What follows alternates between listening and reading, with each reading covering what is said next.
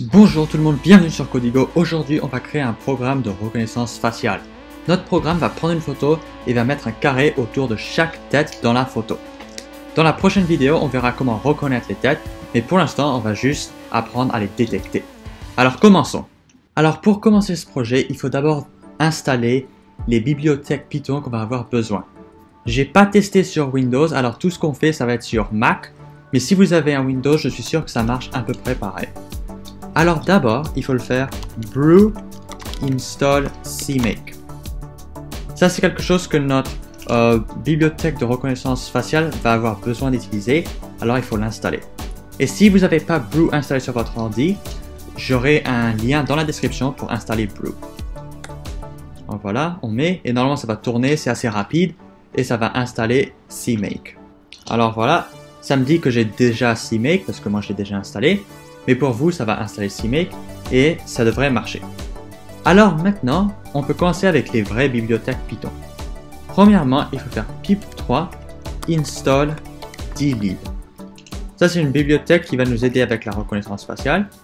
Alors, hop. Et ça installe. Après, faire pip3 install face recognition. Alors là, c'est la bibliothèque qui prend CMake et dlib et les utilise pour faire la reconnaissance faciale. Alors là, moi j'ai déjà installé, alors ça c'est très rapide, mais pour vous ça peut prendre un peu plus longtemps. Et après on a besoin d'une autre bibliothèque. Et cette bibliothèque s'appelle Pillow. Et c'est pip3 install Pillow. Alors Pillow c'est juste une bibliothèque qui va nous servir à modifier les photos et à les gérer. Par exemple, ça peut prendre une photo et après on peut dessiner dessus. Et on en aura besoin pour dessiner les carrés autour des têtes. Alors pip3 install Pillow. Et alors voilà, maintenant on a installé toutes les bibliothèques qu'on aura besoin pour cette vidéo. Et bien sûr, j'aurai des liens à toutes les bibliothèques dans la description.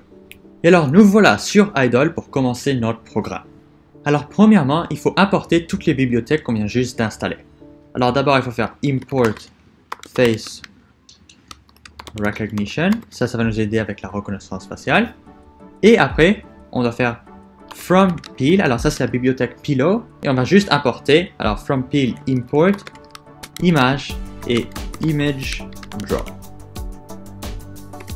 Alors, la première c'est juste pour prendre un fichier et la convertir en image Pillow, et la deuxième, il y a draw, c'est juste pour dessiner sur une image.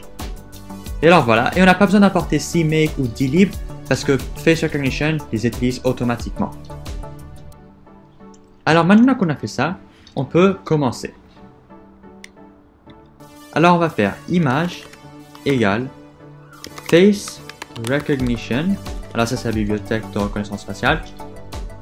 Point load image file.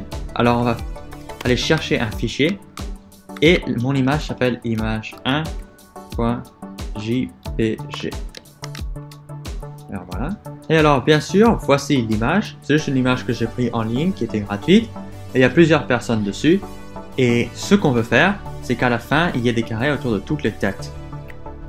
Et alors pour l'instant, tout ce qu'on a fait, c'est qu'on a fait que notre programme Python ait accès à cette image qui s'appelle image 1. Alors continuons. Maintenant, on a envie d'aller chercher l'endroit où il y a les têtes.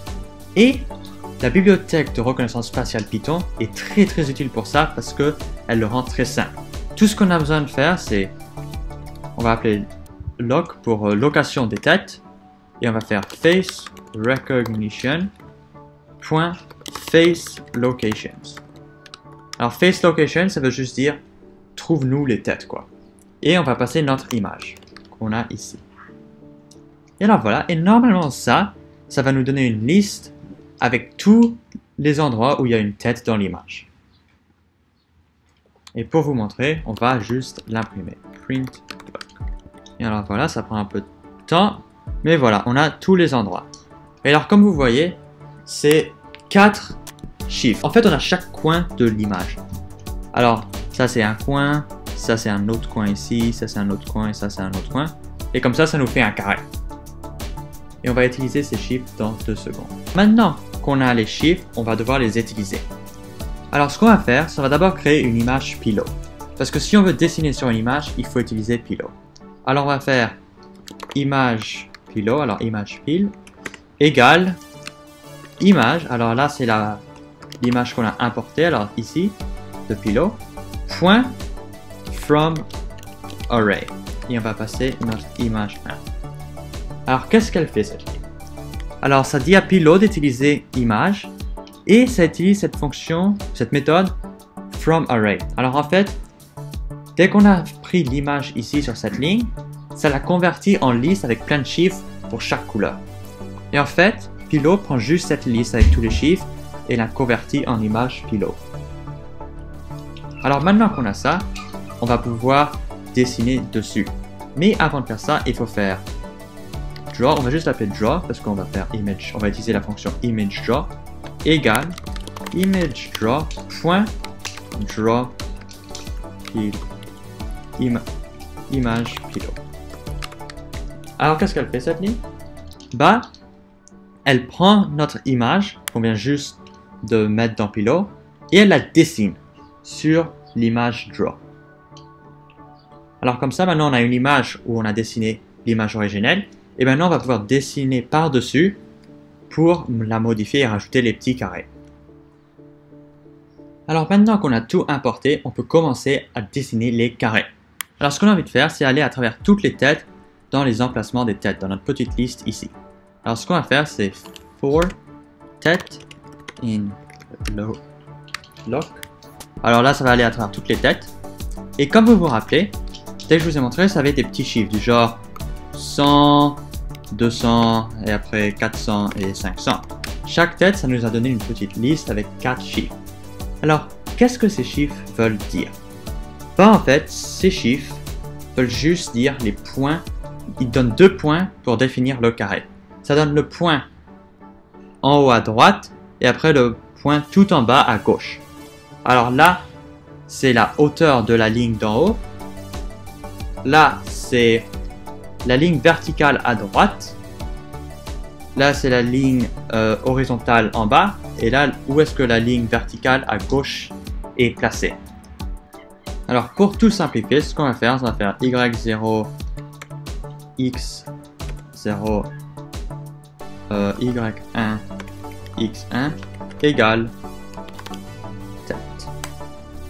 Et après, on a envie de dessiner le rectangle. Alors, on va faire draw.rectangle. Et après, on va passer x0, y0 et x1, y1. Et bien sûr, on doit dire la couleur de notre rectangle. Alors, on va faire complètement bleu. Alors, ça, c'est une couleur RGB. Alors, on va mettre pas de rouge, pas de vert, mais beaucoup de bleu. Et maintenant qu'on a dessiné tous les rectangles, il faut juste nous montrer l'image. Alors, on va faire image pile.show. Et maintenant, on va faire tourner notre programme. Et alors voilà, comme vous voyez, on a notre image avec les carrés autour de chaque tête. Et alors là, l'image a un nom bizarre généré par Pillow. Et comme vous voyez, chaque tête a un petit carré pour dire où est-ce que la tête est. Et c'est pas mal, regarde, ça a reconnu la plupart des têtes. Bien sûr, là, la dame, elle n'a pas de tête, elle n'a pas de carré qui a été mis parce que l'ordinateur, il n'a pas détecté une tête. Parce que l'ordinateur, il se dit, bon, bah, ça n'a pas vraiment l'air comme une tête. Parce que l'ordinateur est habitué juste à voir toute la tête complète. Que là, on voit seulement un œil, le nez et la bouche. Et on voit pas l'autre œil. Et c'est un peu plus compliqué pour l'ordinateur. Alors, comme vous voyez, c'est pas mal ça. Alors, ce qu'on va faire dans la prochaine vidéo, c'est qu'on va utiliser ce programme et on va rajouter un petit truc où on pourra entraîner l'ordinateur pour détecter et savoir qui est dans la photo. Et alors, ce qu'on va faire, c'est qu'on aura une photo de David Guetta et Justin Bieber. Et après, on lui passera une photo qui a un des deux, on ne sait pas qui, et l'ordinateur ne va pas savoir qui. Et après, il va devoir détecter si c'est Justin Bieber ou David Guetta. Alors ça sera pour la prochaine vidéo.